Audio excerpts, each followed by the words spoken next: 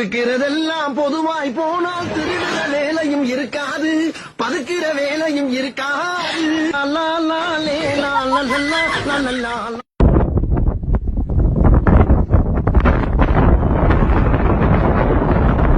மகனே அங்குசாமி, நீ மகராசனா இருக்கணும்ப்பா, நீ மகராசனா இருக்கணும்.